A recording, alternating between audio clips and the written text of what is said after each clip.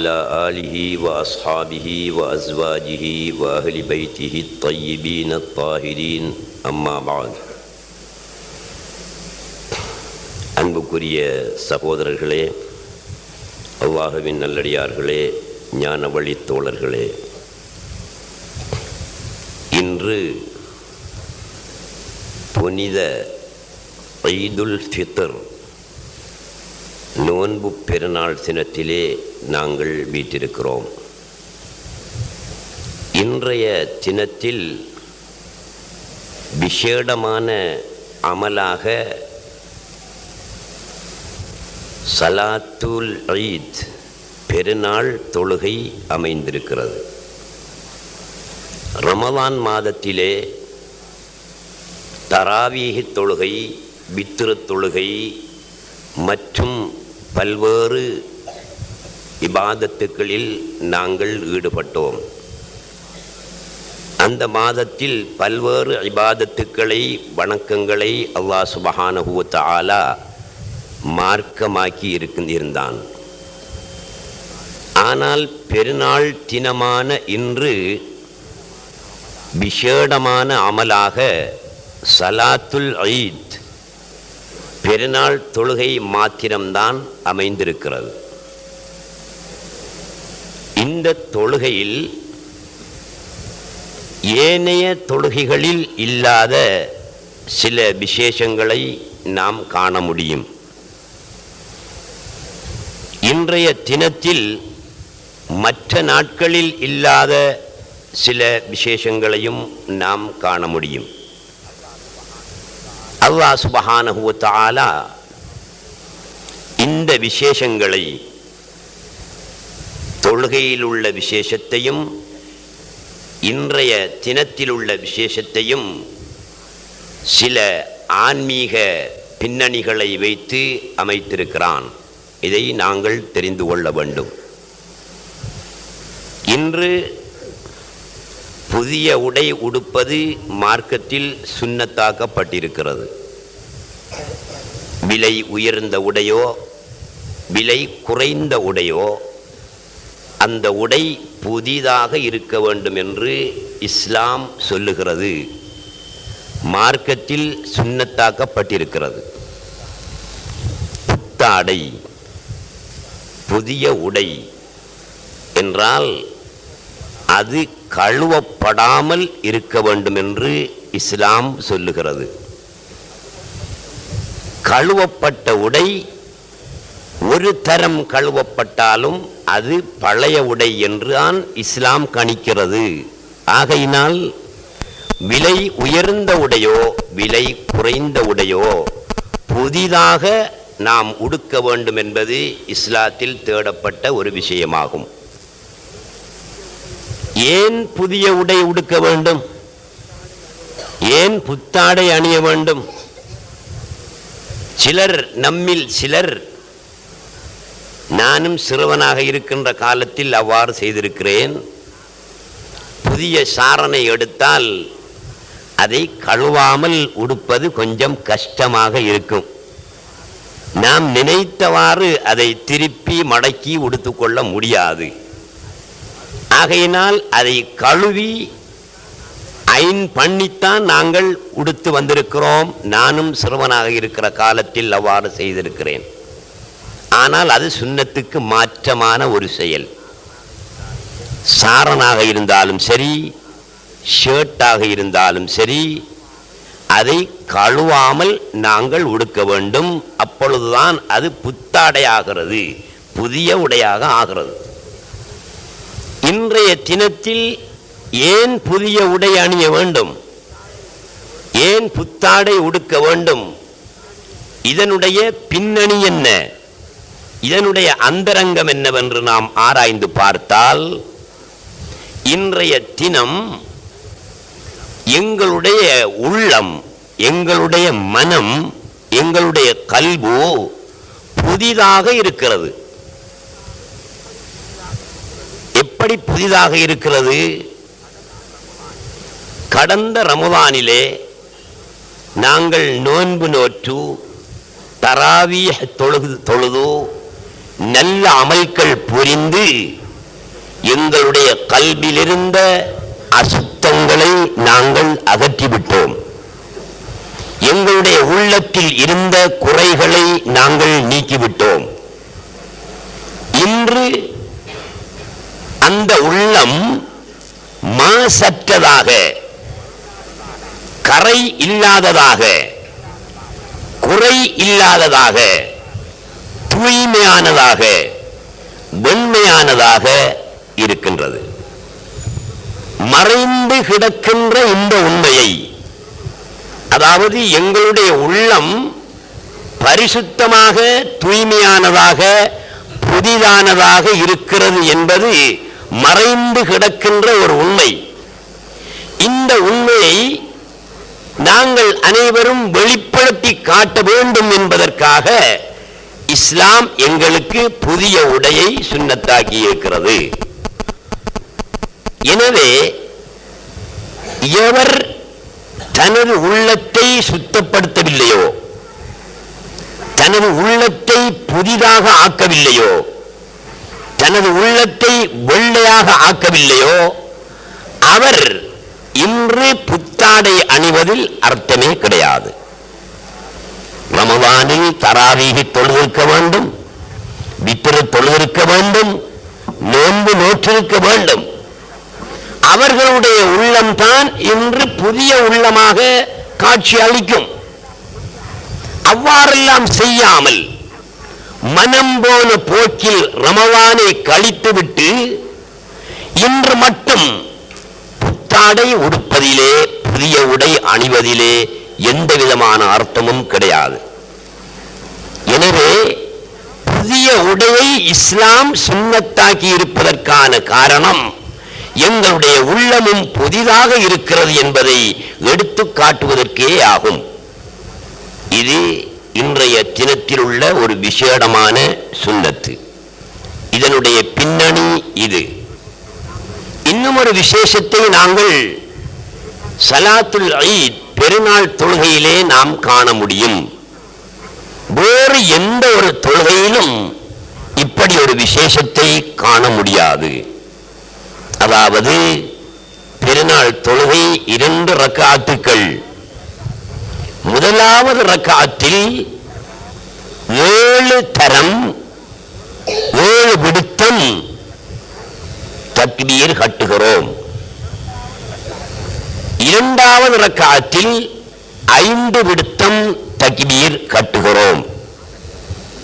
அந்த காலத்திலிருந்து தொழுவிக்கின்ற இமாம்கள், பேசிமாம்கள், மௌலவிமார்கள் மக்கள் மத்தியிலே சொல்லிக் கொடுத்த தவறின் காரணத்தினால் மக்களும் சில தவறுகளை செய்து வருகின்றார்கள். அதாவது எவ்வாறு சொல்லிக் கொடுக்கப்படுகிறது? முதலாவது ரக்காத்தில் 7 விடுத்தம் கை விட்டு கட்டவும், இரண்டாவது ரக்காத்தில் 5 விடுத்தம் கை விட்டு கட்டவும் என்று சொல்லிக் கொடுக்கப்படுகிறது. இதுகால வரை அவ்வாறுதான் சொல்லிக் கொடுக்கப்பட்டும் வந்திருக்கிறது. இதனால் மக்கள் நினைத்துக் கொள்கிறார்கள், முதலாவது ரக்காத்தில் 7 விடுத்தம் கைவிட்டு கட்ட வேண்டும் என்றால் அல்லாஹு அக்பர் கைவிட்டு கட்ட வேண்டும். கையை கீழே விட்டு இரண்டாவது சரம் கட்டுகிறார்கள். இரண்டாவது தக்பீர் முடிந்த பிறகு கையை கீழே விட்டு மூன்றாவது சரம் கட்டுகிறார்கள். கையை கீழே விட்டு கட்டுவது கூடாது, அதை நீங்கள் தெரிந்து கொள்ள வேண்டும். கை விட்டு கட்டவும் கை விட்டு கட்டவும் என்று சொல்லி வந்த காரணத்தினால் அனைவரும் கையை கீழே விட்டு கட்டுகிறார்கள். இது தவறு. இதனால் தொழுகை கூட பாத்திலாகி விடுவதற்கு சந்தர்ப்பம் இருக்கிறது. கையை கீழே விட்டு கட்டாதீர்கள், தக்பீர் கட்டுங்கள். அல்லாஹு அக்பர் ஓதக்கூடிய ஓதலை ஓதி முடித்த பிறகு அல்லாஹு அக்பர் அல்லாஹு அக்பர் என்று நெஞ்சில் இருக்கும் கையை மேலே உயர்த்தி கட்டுங்கள். அவ்வளவுதான். கையை கீழே விட்டு கட்டாதீர்கள். அவ்வாறு கட்டுவதனால் தொழுகை பாத்திலாகிவிடவும் கூடும். முதலாவது ரக்காத்தில் 7 விடுத்தம் கை கட்ட வேண்டும், தக்பீர் கட்ட வேண்டும். இரண்டாவது ரக்காத்தில் 5 விடுத்தம் கை கட்ட வேண்டும், தக்பீர் கட்ட வேண்டும். இவ்வாறு செய்யக்கூடிய தொழுகை வேறு எந்த தொழுகை இருக்கிறது? மையித்து தொழுகையில் கூட எத்தனை முறை நாங்கள் தக்பீர் கட்டுகிறோம்? 4 முறை. மையித்து தொழுகையிலே 4 முறைதான் நாங்கள் தக்பீர் கட்டுகிறோம். அந்த தொழுகையில் கூட கீழே கையை விட்டு கட்டக்கூடாது. நெஞ்சில் இருக்கும் கையை மேலே உயர்த்தி கட்ட வேண்டும். இந்த பெருநாள் தொழுகையில் மாற்றியம்தான் முதலாவது ரக்காத்தில் 7 விடுத்தமும் இரண்டாவது ரக்காத்தில் 5 விடுத்தமும் கை கட்ட வேண்டும் என்று இஸ்லாம் சொல்லி இருக்கிறது. ரசூலுல்லாஹி ஸல்லல்லாஹு அலைஹி வஸல்லம் சொல்லி இருக்கிறார்கள். ஏன் 7 விடுத்தம் கட்ட வேண்டும்? இரண்டாவது ரக்காத்தில் எதற்காக 5 விடுத்தம் கட்ட வேண்டும் என்றால், இது சாதாரணமான விஷயம் அல்ல. இதனுடைய பின்னணியிலே மிக ஆழமான தத்துவம் ஒன்று மறைந்திருக்கிறது. அதை நீங்கள் தெரிந்து கொள்ள வேண்டும். அதாவது ஒரு இன்சான், ஒரு மனிதன் அல்லாஹ் அளவில் போய் சேருவதாக இருந்தால் 7 ஸ்டேஷன்களை, 7 தரிப்பு நிலையங்களை அவன் கடந்தாக வேண்டும். ஒருவன் மட்டக்களப்பிலிருந்து கொழும்புக்கு புகையிரதத்தில் ட்ரெயினில் போவதாயிருந்தால் அவன் எத்தனையோ ஸ்டேஷன்களை கடந்து கொழும்புக்கு போக வேண்டி இருக்கிறது. ஒருவன் பஸ்ஸிலே கொழும்புக்கு செல்வதாக இருந்தால் எத்தனையோ தரிப்பு நிலையங்களை கடந்து அவன் போய் சேர வேண்டி இருக்கிறது. இதே மாதிரி அல்லாஹ் சுப்ஹானஹு வ தஆலாவை ஓர் அடியான் போய் சேர்வதாக இருந்தால், ஓர் அடியான் போய் அடைவதாக இருந்தால் அவன் 7 ஸ்டேஷன்களை தாண்ட வேண்டும், 7 தரிப்பு நிலையங்களை கடந்தாக வேண்டும். இல்லாவிட்டால் அவன் அல்லாஹ் அளவில் போய் சேர முடியாது. அந்த ஸ்டேஷன்கள் என்ன? நப்ஸ் அம்மாரா, நப்ஸ் லவ்வாமா, நப்ஸ் முல்ஹிமா, நப்ஸ் முத்மஇன்னா, நப்ஸ் மர்லியா, நப்ஸ் ராவியா, நப்ஸ் மர்லியா, நப்ஸ் காமிலா. 7 நப்சுகள் இருக்கின்றன. என்னிலும் 7 நப்சுகள் இருக்கும், உங்களிலும் 7 நப்சுகள் இருக்கும். இந்த 7 நப்சுகளும் 7 ஸ்டேஷன்கள், 7 தரிப்பு நிலையங்கள். அம்மாரா, லவ்வாமா, முல்ஹிமா, முத்மஇன்னா, ராலியா, மர்லியா, காமிலா. ஆக இந்த 7 தரிப்பு நிலையங்களையும் இந்த 7 ஸ்டேஷன்களையும் எவன் கடந்தானோ அவன் மாத்திரமே அல்லாஹ் அளவில் போய் சேர்ந்தவனாவான். இந்த ஸ்டேஷன்களை கடக்காத எவரும் அல்லாஹ் அளவில் போய் சேர முடியாது. முதலாவது ஸ்டேஷன் அம்மாரா, பயங்கரமான ஸ்டேஷன், பயங்கரமான தரிப்பு நிலையம். இந்த ஸ்டேஷனில் பயங்கர மிருகங்கள், மனிதனை கொல்லக்கூடிய, மனிதனுக்கு தீங்கு செய்யக்கூடிய, மனிதனுக்கு பல ஆபத்துகளை விளைவிக்கக்கூடிய பயங்கர மிருகங்கள் இந்த ஸ்டேஷன்கள், இந்த ஸ்டேஷனில் இருக்கின்றன. முதலாவதாக இந்த ஸ்டேஷனை நாங்கள் கடக்க வேண்டும். அந்த மிருகங்களை எல்லாம் அந்த ஸ்டேஷனில் நின்று கொன்று ஒழித்துவிட வேண்டும். அப்போதுதான் இரண்டாவது ஸ்டேஷனுக்கு எங்களால் போக முடியும். ஒரு மனிதன் முதலில் கடக்க வேண்டிய ஸ்டேஷன் அம்மாராதான். அதை நாங்கள் தெரிந்து கொள்ள வேண்டும். அம்மாரா என்ற ஸ்டேஷனில் தங்கி இருக்கக்கூடியவனுடைய மனநிலை எப்படி இருக்கும் தெரியுமா? அவனுடைய நிலைப்பாடு எப்படி இருக்கும் தெரியுமா? பாவங்களை கூடுதலாக செய்து கொண்டே இருப்பான்.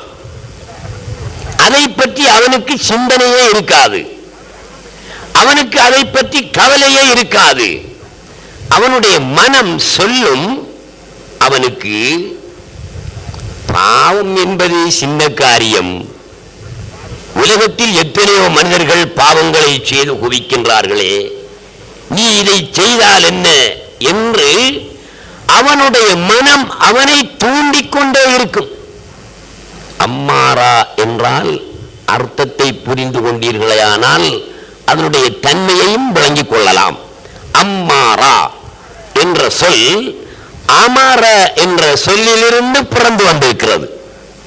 அமர என்றால் ஏவினான், பணித்தான், தூண்டினான் என்ற அர்த்தம் வரும். அம்மாரா என்றால் மிக அதிகமாக மனிதனை தூண்டக்கூடியது, மிக அதிகமாக மனிதனை பணிக்கக்கூடியது, மிக அதிகமாக மனிதனை ஏவக்கூடியது. எதை கொண்டு? பாவத்தை செய், பாவத்தை செய் என்று அவனை ஏவிக்கொண்டே இருக்கும். அவனுடைய நிலைப்பாடு எப்படி இருக்கும் என்றால், ஒரு மனிதனுடைய மூக்கிலே ஒரு ஈ அமர்ந்தால் அதை விரட்டுவது, அதை துரத்துவது அவனுக்கு பெரிய காரியமா? விரலால் தட்டிவிட்டால் அது பறந்துவிடும். அதே போல் பாவமான காரியத்தை இந்த முதலாவது ஸ்டேஷனில் இருக்கின்ற மனிதன் நினைப்பான், பெரிய காரியமாக நினைக்க மாட்டான். எது போல் நினைக்க மாட்டான்? ஒரு மலை அடிவாரத்திலே மலையின் கீழே ஒருவன் அமர்ந்திருக்கிறான், காற்று வீசுகிறது. அந்த மலை எந்த சந்தர்ப்பத்திலாவது இவனில் விழுந்து விடும் போல் தெரிகிறது. அவன் எவ்வளவு பயத்தோடு இருப்பான்! மலை தன்னில் விழுந்து விடுமோ என்ற அச்சத்தோடு இருப்பானே, அப்படி இவன் இருக்க மாட்டான். இவன் பாவத்தை எப்படி நினைப்பான் என்றால், மூக்கில் அமர்ந்த ஈயை போல் நினைப்பான். இதுதான் அம்மாரா என்ற மனநிலை, அம்மாரா என்ற நப்சில் இருக்கின்ற மனிதனுடைய மனநிலை. நாங்கள் இப்போது நான் எந்த நப்சிலே இருக்கிறேன்? அம்மாராவில் இருக்கிறேனா? அம்மாராவை கடந்து விட்டேனா? அம்மாரா என்ற ஸ்டேஷனில் தங்கி நிற்கின்றேனா அல்லது அம்மாரா என்ற ஸ்டேஷனை தாண்டி விட்டேனா என்று நாம் ஒவ்வொருவரும் எங்களுடைய நெஞ்சிலே கையை வைத்து கேட்டு பார்த்து கொள்ளலாம். எங்களுடைய மனம் எங்களுக்கு ஃபத்வா தரும், சாட்சி சொல்லும். இரண்டாவது, முதலாவது தக்பீர் அல்லாஹு அக்பர் என்று கட்டும்போது அர்த்தம் என்ன? அல்லாஹ் மிக பெரியவன் என்றால் அதனுடைய அர்த்தம் என்ன? என்னுடைய பணங்காசி எனக்கு பெரிசல்ல, என்னுடைய மனைவி மக்கள் எனக்கு பெரிதல்ல, என்னுடைய சொத்து சுதந்திரங்கள் எனக்கு பெரிதல்ல, என்னுடைய உடைமைகள் எதுவும் எனக்கு பெரிதல்ல, அல்லாஹ்தான் பெரியவன் என்று சொல்லும் போது இவன் அம்மாரா என்ற நபுசை ஒரு மிருகமாக நீங்கள் நினைத்துக் கொள்ளுங்கள், ஒரு புலி என்று நினைத்துக் கொள்ளுங்கள், ஒரு சிங்கம் என்று நினைத்துக் கொள்ளுங்கள். அல்லாஹு அக்பர் என்ற சொல்லை ஒரு கோடரியாக அல்லது ஒரு வாளாக நீங்கள் கற்பனை செய்து கொள்ளுங்கள். அல்லாஹு அக்பர், அல்லாஹு அக்பர் என்ற வாள் கொண்டு, அல்லாஹு அக்பர் என்ற கோடரி கொண்டு நப்ஸ் அம்மாராவை வெட்டி விடுகிறேன். அல்லாஹு அக்பர். நப்ஸ் அம்மாரா போய்விட்டது. நப்ஸ் அம்மாரா போனால், நப்ஸ் அம்மாரா என்ற ஸ்டேஷனை கடந்தால் லவ்வாமா என்ற ஸ்டேஷன் வரும். அந்த ஸ்டேஷனுக்கு இவன் போய்விடுவான். அந்த இடத்தில் முந்தினதை விட கொஞ்சம் நல்ல இடம், கொஞ்சம் மன நிம்மதி கிடைக்கும். லவ்வாமா என்றால் என்ன தெரியுமா? பழிக்கும் நப்சு, பழிக்கும் நப்சு. இவன் ஒரு பாவத்தை செய்த உடனே இவனுடைய மனச்சாட்சி சொல்லுமாம், ஐயோ நீ ஒரு மனிதனா, இந்த பாவத்தை செய்து விட்டாயே, திருடி விட்டாயே, பொய் சொல்லி விட்டாயே, புறம் பேசி விட்டாயே, நீ ஒரு மனிதனா என்று இவனுடைய நபுசு மனம் இவனை பழித்துக் கொண்டு இடித்துரைத்துக் கொண்டே இருக்கும். இதுதான் இரண்டாவது ஸ்டேஷன். இந்த ஸ்டேஷனில் நாங்கள் இருக்கின்றோமா என்பதையும் நாங்கள் எங்களிடத்திலே கேட்டு தெரிந்து கொள்ளலாம். நாங்கள் ஒரு பாவத்தை செய்தால் எங்களுடைய மனநிலை எப்படி இருக்கிறது? ஒரு பாவத்தை செய்து விட்டேனே, இது என்ன ஒரு அநியாயம் என்று மனம் வேதனைப்படுகிறதா? உலகத்திலே எத்தனையோ பேர் எத்தனையோ பாவத்தை செய்துவிட்டு போகிறான், நான் ஒரு பாவத்தை செய்தால் என்ன என்ற ஒரு நிலைப்பாடு மனதிலே ஏற்படுகிறதா என்று நாங்கள் எங்களிடத்திலே கேட்டு பார்க்க வேண்டும். எங்களுடைய நப்சு எங்களை பழித்தால், எங்களை இடித்துரைத்தால் நாங்கள் லவ்வாமாவில் இருக்கிறோம் என்று நாங்களே முடிவு செய்து கொள்ளலாம். இந்த இரண்டாவது ஸ்டேஷனை தாண்டுவது இரண்டாவது தக்பீர். இரண்டாவது வாளை கொண்டு இரண்டாவது மிருகத்தை கொன்றுவிடு. இரண்டாவது தக்பீரோடு இரண்டாவது நப்சு கொல்லப்பட்டு விடுகிறது. அல்லாஹு அக்பர் மூன்றாவது தக்பீர், மூன்றாவது வாள். இந்த வாளை கொண்டு மூன்றாவது நப்சு என்ற மிருகத்தை கொன்றுவிடு. அது என்ன மிருகம்? அம்மாரா, லவ்வாமா, முல்ஹிமா. முல்ஹிமா என்ற மிருகமும் பயங்கர மிருகம்தான், அதையும் கொன்றுவிடு. நாலாவது தக்பீரை கொண்டு நாலாவது மிருகம், நாலாவது நப்சு முத்துமைன்னா, அதையும் கொன்றுவிடு. இப்படி ஒவ்வொரு தக்பீரை கொண்டும் ஒவ்வொரு நப்சையும் கொன்றுவிடு. ஹஜ்ஜுக்கு சென்றவர்களுக்கு தெரியும், காபத்துல்லாவை 7 முறை அவர்கள் தவாபு செய்ய வேண்டும். காபத்துல்லா என்பது கல், காபா என்பது கல், கல்லால் கட்டப்பட்டிருக்கிற ஒரு கட்டடம் தான். கல்லால் கட்டப்பட்ட ஒரு கட்டடத்தை இந்த இன்சான், இந்த மனிதன் 7 தரம் சுற்றுகிறான் என்றால் என்ன அர்த்தம்? கல்லால் கட்டப்பட்ட ஒரு கட்டிடத்தை சுற்றுவதா இருந்தால் அர்த்தம் என்ன? இவன் தன்னை தானே சுற்றுகிறான். 7 நப்சையும் சுற்றி அந்த 7 நப்சையும் ஒழித்து விடுகிறான், அழித்து விடுகிறான். இதுதான் அவனுடைய அர்த்தம். அதே போல பெருநாள் தொழுகையில் 7 தக்பீர்களை கட்டுகிறோமே, அதனுடைய அர்த்தம் என்ன தெரியுமா? எங்களில் இருக்கின்ற 7 நப்சுகளையும் 7 தக்பீர்களை கொண்டு 7 வாள்கள் கொண்டு நாங்கள் வெட்டி வீழ்த்தி நாசமாக்கி விடுகிறோம் என்பதுதான் அவருடைய அர்த்தம். அம்மாராவில் இருக்கின்ற ஒருவனை அல்லாஹ் சுப்ஹானஹு வ தஆலா வா என்று அழைக்க மாட்டான். லவ்வாமாவில் இருக்கின்ற ஒருவனை, அந்த ஸ்டேஷனில் நின்று கொண்டிருப்பவனை வா என்று அல்லாஹ் அழைக்க மாட்டான். மூன்றாவது முல்ஹிமா என்ற ஸ்டேஷனில் தங்கி நிற்பவனையும் வா என்று அழைக்க மாட்டான். நாலாவது ஸ்டேஷனில் நிற்கின்ற ஒருவனை அல்லாஹ் சுப்ஹானஹு வ தஆலா வா என்று அழைப்பான். அதற்கு முந்தின ஸ்டேஷன்களில் நிற்பவனை அல்லாஹ் அழைக்க மாட்டான். காரணம் என்ன? அல்லாஹ்வின் சமூகத்திற்கு போவதற்கு இவன் தகுதியற்றவனாகவே இருக்கிறான். இந்த 3 இடங்களிலும், அம்மாரா, லவ்வாமா, முல்ஹிமா ஆகிய 3 இடங்களிலும், 3 நிலைகளிலும் இவன் இருக்கும் வரை அல்லாஹ்வுடைய சமூகத்துக்கு போவதற்கு தகுதியற்றவனாக இருக்கிறான். ஆகையினால் அல்லாஹ் அழைக்க மாட்டான். யாரை அல்லாஹ் அழைக்கிறான்? குர்ஆனிலே அல்லாஹ் யாரை அழைக்கிறான்? அம்மாரா என்ற நப்சில் இருப்பவனை கூப்பிடுகிறானா? லவ்வாமா என்ற நப்சில் இருப்பவனை அழைக்கிறானா? முல்ஹிமா என்ற நப்சில் இருப்பவனை கூப்பிடுகிறானா? இல்லையே. யாரை கூப்பிடுகிறான்?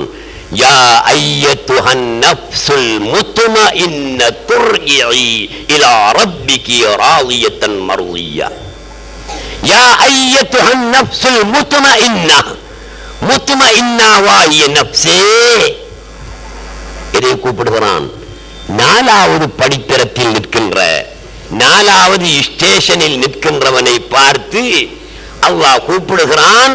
யா அய்யத்துஹன் நஃப்ஸுல் முத்மஇன்னா இர்ஜிஇ இலா ரப்பிகி, உன்னுடைய ரப்பிடம் நீ போ, உன்னுடைய ரப்பிடம் நீ செல் என்று அல்லாஹ் சுப்ஹானஹு வ தஆலா முத்மஇன்னாவாகிய நஃப்ஸில் இருப்பவனை தான் அழைக்கின்றான்.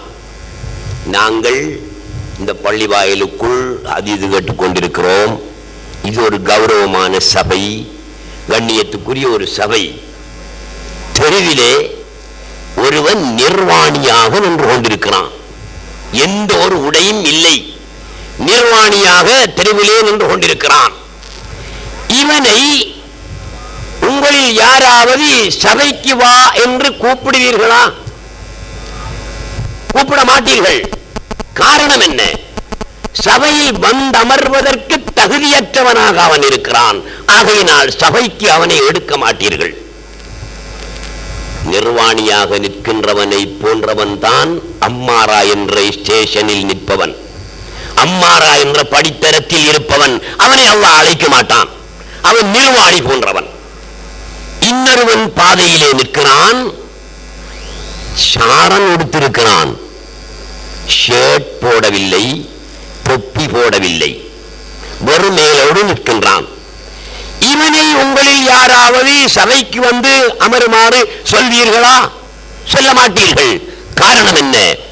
அவன் சாரன் உடுத்திருந்தாலும் வெறும் மேலோடு இருக்கிறான், தொப்பி போடாமல் இருக்கிறான். சபையில் வந்து அமர்வதற்கு தகுதியற்றவனாக இருக்கிறான். ஆகையினால் அவனை நீங்கள் அழைக்க மாட்டீர்கள். இது யாரை போல? லவ்வாமா என்ற ஸ்டேஷனில் நப்சிலே இருக்கின்றவனை போல.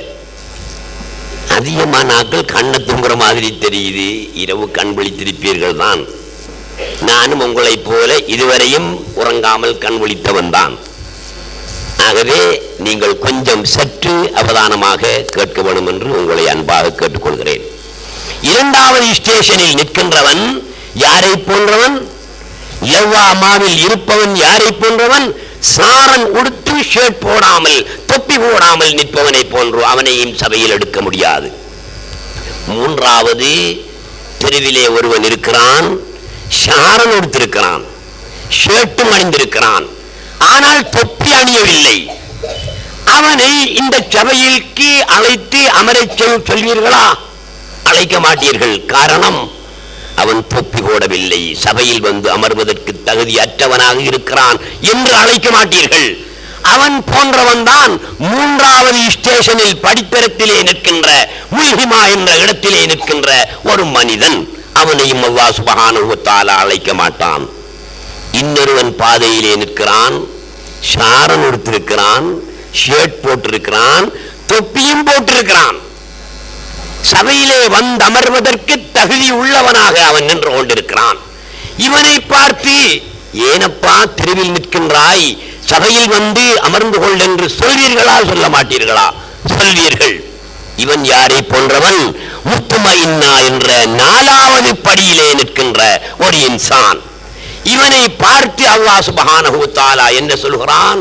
யா அய்யத்துஹன் நஃப்ஸுல் முத்மஇன்னா இர்ஜிஇ இலா ரப்பிகி, என்னிடத்திலே வா மகனே, நீ தகுதி உள்ளவனாக இருக்கிறாய், ஷாரன் உடுத்திருக்கிறாய், ஷர்ட் போட்டிருக்கிறாய், தொப்பி அணிந்திருக்கிறாய், சபையில் வந்து அமர்வதற்கு லாய்க்கானவனாக இருக்கிறாய், என்னுடைய சமூகத்துக்கு வருவதற்கு தகுதி உள்ளவனாக இருக்கிறாய், வா மகனே என்று அல்லாஹ் சுப்ஹானஹு வ தஆலா யாரை அழைப்பான்? 4வது படியிலே நிற்கின்ற முத்மஇன்னா என்ற இடத்தில் இருப்பவனை தான் அல்லாஹ் சுப்ஹானஹு வ தஆலா அழைப்பான். எனவே இந்த பெருநாள் தொழுகையில் நாங்கள் 7 தக்பீர்கள் கட்டுகிறோமே, அர்த்தம் என்ன? 7 நப்சுகளையும் கொன்று விடுகிறோம். ஒவ்வொரு தக்பீரையும் ஒவ்வொரு வாள் என்று நீங்கள் நினைத்துக் கொள்ளுங்கள். ஒவ்வொரு தக்பீர் கட்டும் போதும் என்னுடைய ஒவ்வொரு நப்சாக நான் கொன்றொழித்து விடுகிறேன் என்று கட்டுங்கள். சரி, முதலாவது ரக்காத்தில் 7 தரம் கை கட்டினார். ஒரு அளவு நப்சு கொலை செய்யப்பட்டிருக்கும், சில நப்சு கொலை செய்யப்படாமலும் இருக்கலாம். ஆகவே இரண்டாவது ரக்காத்தில் 5 தரம் கட்டும் போது முதலாவது ரக்காத்தில் கொலை செய்யப்படாமல் மிஞ்சி இருக்கக்கூடிய நப்சுகளும் இரண்டாவது ரக்காத்தில் 5 முறை கட்டும் போது 5 தரம் அல்லாஹ் அக்பர் என்ற கோடரியினால் கொத்தும் போது வெட்டும் போது அந்த மிஞ்சி இருக்கக்கூடிய நப்சுகளும் இறந்து செத்து மடிந்து போகின்றன. இப்படியான ஒரு தத்துவத்தை தான் இந்த 7 தக்பீர்களும் இரண்டாவது ரக்காத்தில் உள்ள 5 தக்பீர்களும் உணர்த்தி கொண்டிருக்கின்றன. எனவே சகோதரர்களே, அல்லாஹ்வின் நல்லடியார்களே, ஞான வழி தோழர்களே, நாங்கள் ஷரீஅத்தை பின்பற்ற வேண்டும். அதே நேரத்தில் தரீக்கத்தையும் பின்பற்ற வேண்டும். ஷரீஅத்தில் மட்டும் சென்றால் வெற்றி பெற முடியாது. தரீக்கத்தில் மட்டும் சென்றால் வெற்றி பெற முடியாது. ஒரு மாட்டு வண்டிக்கு 2 சக்கரங்கள் எவ்வாறு அவசியமோ, ஒரு மனிதன் நடந்து செல்வதற்கு 2 கால்கள் எவ்வாறு அவசியமோ, அதே போல இந்த இன்சான் என்ற இந்த மாட்டு வண்டி அல்லாஹ் அளவில் போய் சேர்வதாயிருந்தால் மாட்டு வண்டியின் 2 சக்கரங்களும் ஒன்றுபட்டு சுழல வேண்டும், ஒன்றுபட்டு சுற்ற வேண்டும். ஒரு சக்கரம் சுற்றுகிறது, மறு சக்கரம் சுற்றவில்லை, வண்டி போகுமா? போகாது. இரண்டும் ஒன்று சேர்ந்து சுழன்றால் தான், சுற்றினால் தான் இந்த மாட்டு வண்டி தான் நாடிய இடத்தை போய் அடைய முடியும். அதே போல ஒரு மனிதனுடைய 2 கால்கள், ஒரு கால் நடக்கின்றது, மறுகால் மறுக்கின்றது. இவன் நாடிய இடத்தை அடைய முடியுமா? இல்லை.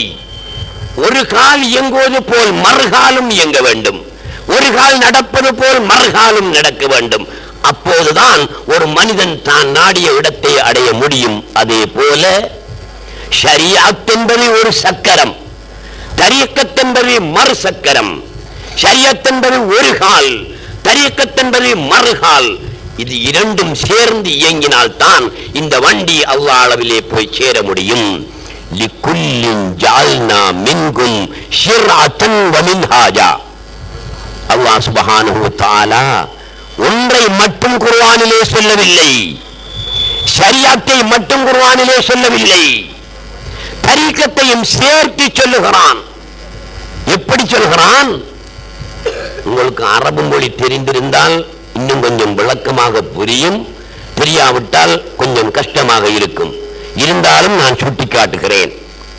ஒரு மனிதனிடத்திலே, இந்த பையனிடத்திலே 2 பொருட்களை கொடுத்து, 2 பேனாக்களை நான் கொடுத்து, தம்பி இதையும் எடு இதையும் எடு என்றால் அர்த்தம் என்ன? 2இல் ஒன்றை எடு என்ற அர்த்தமா, 2ஐயும் எடு என்ற அர்த்தமா? நீ இருக்கியா தம்பி, இந்த ஒன்றை பார்த்து சொல்றேன், இதையும் எடு இதையும் எடு என்று சொன்னால் இந்த 2இல் ஒன்றை எடு என்பது அர்த்தமா, 2ஐயுமே எடு என்பது அர்த்தமா? 2ஐயுமே எடு என்பதுதான் அர்த்தம். ஏன்? என்னுடைய வசனத்தை பாருங்கள், இதையும் எடு இதையும் எடு என்றுதான் நான் சொல்கிறேன். நான் இப்படி சொன்னால் இதை எடு அல்லது இதை எடு என்று சொன்னால் நீ விரும்பின ஒன்றை எடுக்கலாம், ஒன்றைத்தான் எடுக்க வேண்டும். இதை எடு அல்லது இதை எடு என்றால் நீ விரும்பின ஒன்றை எடுக்கலாம், ஒன்றைத்தான் எடுக்க வேண்டும். இதையும் எடு இதையும் எடு என்றால் 2ஐயுமே நீ எடுத்தாக வேண்டும். அந்த அடிப்படையில் அல்லாஹ் சுப்ஹானஹு வ தஆலா திருக்குர்ஆனில் எவ்வாறு சொல்கிறான்? லிக்குல்லின் ஜஅல்னா மின்கும் ஷிர்அத்தன் வ மின்ஹாஜா. ஷிர்அத் என்றால் ஷரீஅத், மின்ஹாஜ் என்றால் தரீக்கத். உங்களில் ஒவ்வொருவருக்கும் நாங்கள் ஆக்கி இருக்கிறோம், அமைத்திருக்கிறோம் ஷிர்அத்தன் வ மின்ஹாஜா, ஷரீஅத்தையும் தரீக்கத்தையும் 2ஐயும் ஆக்கி வைத்திருக்கிறோம். ஷிர்அத்தன் வ மின்ஹாஜன். இந்த வ என்ற சொல்லிருக்கிறே ஒரு எழுத்து தான். வ என்ற அந்த எழுத்து அரபு இலக்கணம் படித்தவர்களுக்கு தெரியும். இதையும் மடு இதையும் மடு என்ற அர்த்தத்துக்குத்தான் வருமே தவிர இதை எடு அல்லது இதை எடு என்ற அர்த்தத்துக்கு அது வராது. எனவே உங்களில் ஒவ்வொருவருக்கும் ஷரீஅத்தை அல்லது தரீக்கத்தை அமைத்து தந்திருக்கிறோம் என்று பொருள் கொள்ள முடியாது.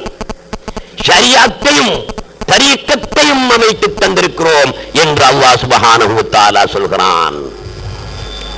சக்கையை சாப்பிடக்கூடியவர்களாக நாங்கள் இருக்கக்கூடாது. ஷாறு புளிந்து குடிக்கக்கூடியவர்களாக இருக்க வேண்டும். சக்கையிலே வேலை இல்லை, ஷாறுதான் ரசத்தை தரக்கூடியது. ஆகவே ஷரீஅத் என்பது சக்கை போன்றது, தரீக்கத் என்பது, ஹகீகத் என்பது, மாரிபத் என்பது ஷாறு போன்றது. எங்களுக்கு எது தேவை? சக்கை தேவையா, ஷாறு தேவையா? ஷாறு தான் எங்களுக்கு முக்கியம். ஆகவே ஷாறு புளிந்து குடிக்கக்கூடியவர்களாக நாங்கள் ஆவதாக இருந்தால் தரீக்கத் வழியிலே நடந்தாக வேண்டும், ஹகீகத் வழியிலே நடந்தாக வேண்டும், மாரிபத் வழியிலே சென்றாக வேண்டும்.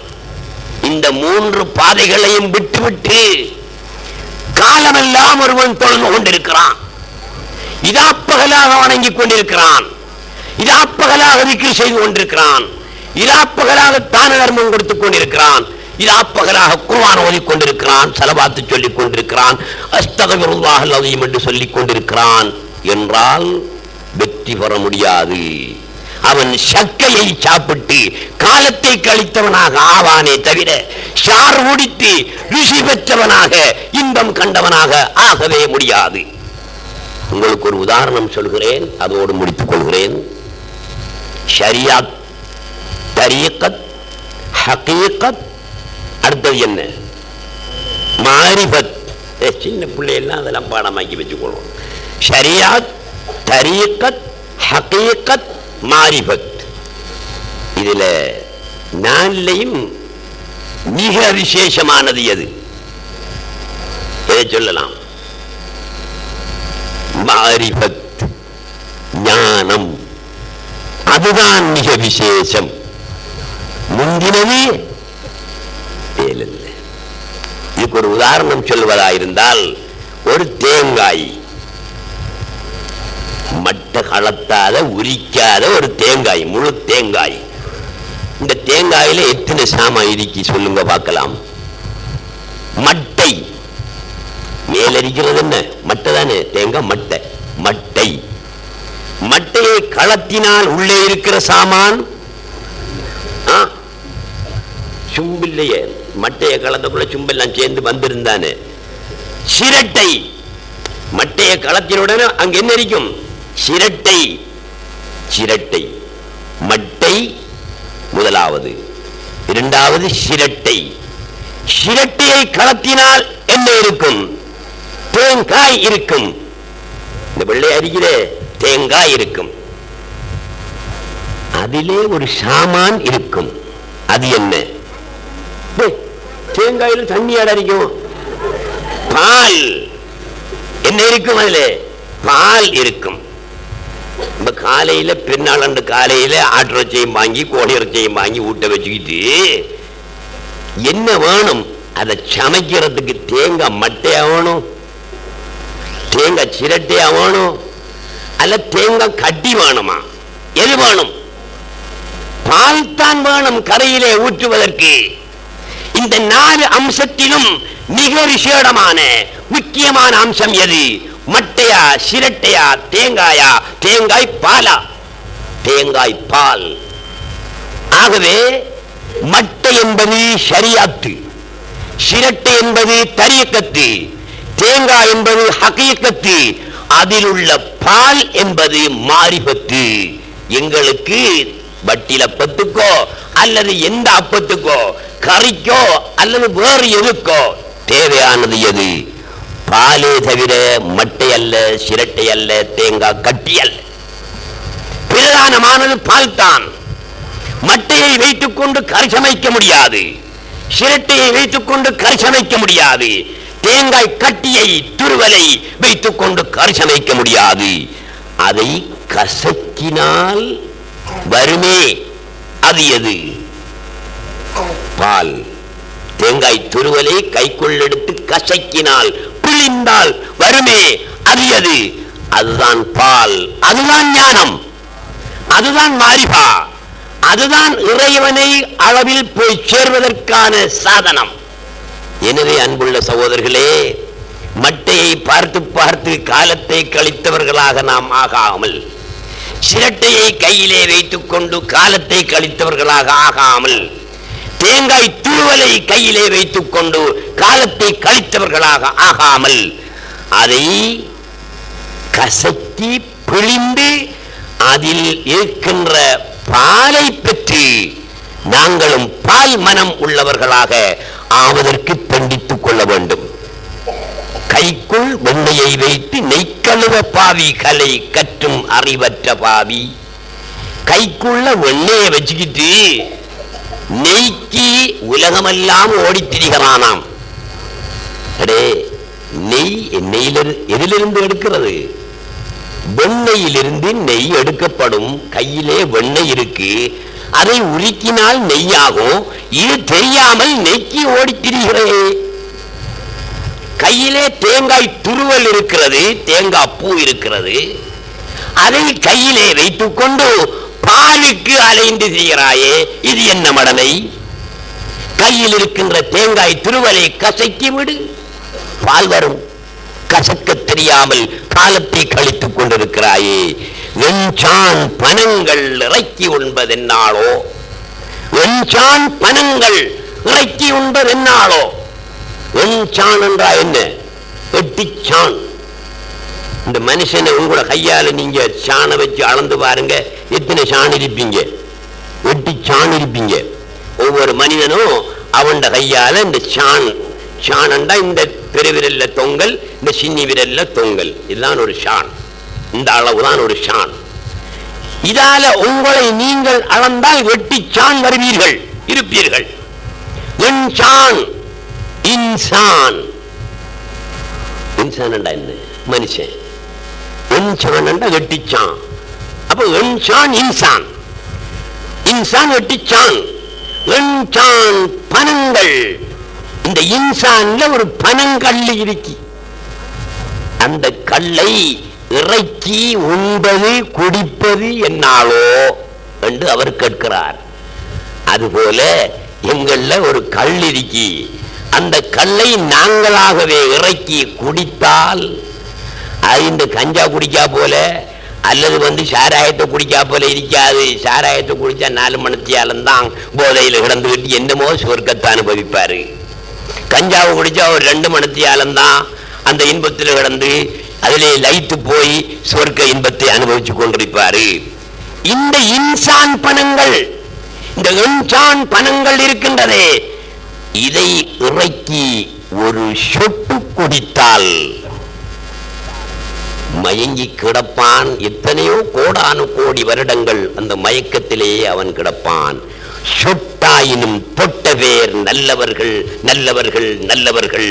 நானும் என்றைக்கு நல்லவனாவனோ நற்குணம் குடி கொண்ட பாதுஷாவான குரு நாதன் முஹித்தீனே என்று அவர்கள் சொல்கிறார்கள். ஒரு சொட்டாயினும் தொட்ட பேர் நல்லவர்கள். தரீக்கத்திலே, ஹக்கீக்கத்திலே, மாரிபத்திலே ஒரு சொட்டை தொட்டுக் கொள்ளுங்கள். வயிறு நிறைய குடிக்க தேவையில்லை. ஒரு சொட்டை தொட்டால் போதும், அது உங்களை காப்பாற்றும், கை கொடுக்கும். எனவே அன்புள்ள சகோதரர்களே, எந்த ஒரு அமலை செய்வதாயிருந்தாலும் அதற்கு பின்னணி உண்டு. அந்த பின்னணி ஆத்மீகம்தான். அது அல்லாஹ் அளவிலே கொண்டு போய் சேர்க்கின்ற ஒரு சாதனம் என்பதை நீங்கள் தெரிந்து கொள்ள வேண்டும். இப்போது தொழுகை ஆரம்பமாக போகிறது. வளமையாக 10 மணிக்கே நிறைய ஜனங்கள் வந்து விடுவது வழக்கம். இந்த பெருநாள் அன்று ஏறத்தாழ 11 காலாகியும் ஜனங்கள் வராமல் இருப்பதற்கு காரணம் கொழும்பு ஜம்மியத்துல் உலமாவினுடைய அறிவற்ற தன்மை. கொழும்பு ஜம்மியத்துல் உலமாதான் இன்று இலங்கையில் வாழக்கூடிய முஸ்லிம்கள் நிம்மதியாக பெருநாளை கொண்டாட முடியாத ஒரு இழிநிலைக்கு தள்ளியது கொழும்பு ஜம்மியத்துல் உலமாதான். எவ்வளவு அவதி! இரவு சரியாக 2:45 மணிக்கு என்னுடைய நண்பர் ஒருவர் கொழும்பிலே இருந்து கோல் எடுத்து சொன்னார். 2:45 மௌலவி, இந்த உலமாக்கள் செய்த வேலை பெரிய படுமோசமான வேலை. கிண்ணியாவில் 3 பேர் புறைய கண்டிருக்கிறான். புறைய கண்டு அவன் 3 பேரும் அங்க அறிவிச்சிருக்கிறான் பெரிய பள்ளிவாசலுக்கு. அவங்க ஆரப்பா நீங்க கேட்டிருக்காங்க. நாங்க கிண்ணியாவில் உள்ள முஸ்லீம்கள் 3 பேரு கண்டிருக்கிறோம். அப்ப நீங்க முஸ்லீம்கள் தானா, நீங்க எப்படி ஆனாங்கள் என்கிறது நாங்க அறிஞ்சுதானே செய்யலாம் என்று கொழும்பு பெரிய பள்ளி வாசல்ல இருந்து கொண்டு கிண்ணியா ஜம்மியத்துல் உலமாவுக்கு கோல் எடுத்து கேட்டிருக்கிறார்கள். உங்க ஊர்ல 3 பேர் புறக்கண்டதாக எங்களுக்கு அறிவித்திருக்கிறார்கள். இந்த 3 பேரை பற்றியும் என்ன சொல்கிறீர்கள் என்று. கிண்ணியா ஜம்மியத்துல் உலமா கொழும்பு ஜம்மியத்துல் உலமாவில் ஒரு அங்கம். அந்த ஜம்மியத்துல் உலமா கொழும்பு பெரிய பள்ளி வாசல்ல கூடியிருந்தவர்களுக்கு அறிவித்திருக்கிறார்கள். இவங்க 3 பேரும் ஆக்கள் ஒரிஜினல், நம்பிக்கைக்குரியவர்கள், நம்ப தகுந்தவர்கள், நல்லவர்கள். இவர்கள் கண்டது உண்மைதான். நாங்களும் நேரிலே கேட்டு விசாரித்து அறிந்து கொண்டோம். ஆகவே நீங்கள் இலங்கை முழுக்க பிரகடனப்படுத்தலாம் பெருநாளன்று என்று அந்த ஜம்மியத்துல் உலமா சொல்லி இருக்கிறது. இதையும் கேட்டுவிட்டு கிண்ணியாவில் உள்ள காவியாருக்கு கோல் எடுத்திருக்கிறார்கள். கொழும்பு பெரிய பள்ளி வாயிலில் இருந்து ஜம்மியத்துல் உலமாவும் இப்படி சொல்லுது. 3 பேர் ஆக்களும் கண்டு என்று அவர்கள் எங்களுக்கு சொல்றாங்க. நீங்க அந்த ஊரு காவியாரு, உங்களுக்கு தான் நல்லா தெரியும். அந்த 3 பேரும் எப்படியான ஆக்கள் உண்டு? ஒரிஜினல் நம்பர் 1, நம்பர் 2, நம்பர் 3 ஆக்கள். எந்த பிரச்சனையும் இல்லை. நீங்க பெருநாள் எடுக்கலாம், இலங்கை முழுக்க அறிவிக்கலாம் என்று அந்த காவியார் கூட சொல்லி இருக்கிறார். இவ்வளவையும் அந்த ஜம்மியத்துல் உலமா அந்த புறைக்குழு, அது குறைக்குழு, புறைக்குழு அல்ல, அவர்கள் பெரிய பள்ளி வாயிலே இருந்து யோசனை பண்ணிவிட்டு மக்களுக்கு அறிவித்து விட்டார்கள். தெரியும் பணமட்டைக்குள்ளால தெரியும், ஓலமட்டைக்குள்ளால பார்த்த முறையை ஏற்றுக்கொள்ள முடியாது என்று இந்த ஜம்மியத்துல் உலமா முடிவு செய்திருக்கிறது. அறிவிச்சு போட்டான். இரவைக்கு நோன்புதான், பெருநாள் கிடையாது என்று அறிவிச்சு போட்டான். அறிவிச்சதுக்கு பிறகு கிண்ணியாவில் பிரச்சனை. என்ன பிரச்சனை? ஜம்மியத்துல் உலமா தானே அறிவிச்சது. நாங்க ஜம்மியத்துல் உலமாவாக இருந்தும் கூட எங்களுடைய பேச்சை கொழும்பு ஜம்மியத்துல் உலமா ஏற்றுக்கொள்ளவில்லை. ஆனால் நாங்கள் இதுக்கு சரியான தக்க நடவடிக்கை எடுப்போம், நாளைக்கு பெரிய ஹர்த்தால் பண்ணுவோம் என்று கிண்ணியாவில் உள்ள புறக்கண்டவர்களும் அவர்களை சேர்ந்தவர்களும் பிரச்சனையை எழுப்பி மினிஸ்டர்மாருக்கெல்லாம் ராவோட ராவா டெலிபோன் பண்ணி படுக்கோடாம நாங்க புறகண்டிருக்க, எங்களை ஜம்மியத்துல் உலமாவை உறுதிப்படுத்திருக்க, கிண்ணியாவில் உள்ள காவி உறுதிப்படுத்திருக்க, என்ன கணக்கில் இவர்கள் பெருநாள் எடுக்க கூடா நோம்பு பிடிக்க வேண்டும் என்று சொல்ல முடியும். இதுக்கு நாங்க தக்க நடவடிக்கை எடுப்போம் என்று ஜம்மியத்துல் உலமா செக்ரட்டரி ஒரு ஆள் இருக்கிறார், ரியால் என்று மௌலவி ரியால். அவரை போட்டு குழப்பி மினிஸ்டர்மாரெல்லாம் சேர்ந்து குழப்ப அந்த ராவு 12 மணிக்கு படுத்தம ஒழும்பிக்கிட்டு திருப்பி ஓடி இருக்கான். ஜம்மியத்துல் உலமா செக்ரட்டரி ரியால் எல்லாரையும் போய் சந்திச்சு அந்த மினிஸ்டர் ஏசலாம், இந்த மினிஸ்டர் ஏசலாம், இந்த கிண்ணியாவில் பிரச்சனையா, நாளைக்கு பெரிய குழப்பம் வரப்போகுதான், என்னடா செய்யற என்று திருப்பி ஜாமு 1 மணிக்கு பிறகு பெரிய பள்ளி வாசல்ல கூடி படுத்த ரஷ்டிமாரே எல்லாம் போய் எழுப்பிட்டு வந்து கூடி 3:45 தான் தீர்மானம் எடுத்தார்கள். அப்ப பின்னாளம் என்று அறிவிப்போம் என்று 3:45 தான் பின்னாளம் அறிவித்தார்கள். அந்த அறிவித்தல் எனக்கு 2:45 கிடைத்தது. 2:45 என்னிடத்தில் சொன்னவருடைய பேச்சை நம்பி நான் சொல்ல முடியும். இருந்தாலும் பேச்சினை உருவாகும் உலமாக்களை நம்பலாம். அந்த முடிவை மாற்றிவிட்டார்கள் என்றால் நாம் அறிவித்ததிலும் வேலை இல்லாமல் போய்விடும் என்பதற்காக நான் அதை சொல்லவில்லை. 3:45 ரேடியோவில் பகிரங்கமாக சொல்லப்பட்ட பிறகுதான் நாங்கள் பள்ளி வாயிலே நேற்றிரவு தக்பீர் சொன்னோம். இதனால ஆண்களை விட பெண்களுக்குத்தான் சிரமம் கூட. எத்தனையோ பெண்கள் சகரு செய்துவிட்டு படுத்தம் இருக்கின்றார்கள். காலையில் தான் அவர்களுக்கு செய்ய தெரியும் பெருநாள் என்று. இப்படியான ஒரு அல்லோல கல்லோல நிலையை ஏற்படுத்தியவர்கள் கொழும்பு ஜம்மியத்துல் உலமா. அவர்களுடைய அறிவற்ற நடவடிக்கையின் காரணத்தினால் இப்படியான ஒரு சம்பவம் நிகழ்ந்து விட்டது. அன்புள்ள சகோதரிகளே, தொழுகைக்கு நேரமாகிறது. தொழுது முடிந்தவுடன் வளமையாக ஏதோ கொத்துபா, பின்னால் கொத்துபா கிழவனுகளுக்கு தான், எங்களுக்கு இல்லை என்று இந்த இளமாக்கள் எல்லாம் எழும்பிட்டு போயிடுறாங்க. பெண்ணால் தொழுகை எப்படி சுண்ணத்தோ கொத்துபாவும் அதை கேட்பதும் சுண்ணத்து தான். அது கிழவன்களுக்கு, இது இளந்தாரிகளுக்கு என்ற கருத்து இல்லை. ஆகையினால் நீங்க அத்தனை பேரும் தொழுது முடிந்தவுடன் 10 நிமிடம் நேரம் தான் கொத்துபா ஓதப்படும். அதில் கலந்து கொள்ள வேண்டும். கொத்துமா முடிந்தவுடன் அல் மிஸ்பாஹ் பத்திரிகை வெளியீட்டு விழா ஒன்று இருக்கிறது. அதுக்கு நேரம் எடுக்காது, 15-20 நிமிடத்துக்குள்ளாக நாங்கள் அந்த வெளியீட்டு விழா நிகழ்ச்சியை முடித்துக் கொள்வோம். உங்களுடைய பத்திரிகை நீங்கள் அத்தனை பேரும் அந்த நிகழ்ச்சியில் கலந்து செல்ல வேண்டும் என்று உங்களை அன்பாக கேட்டு முடித்துக் கொள்கிறேன்.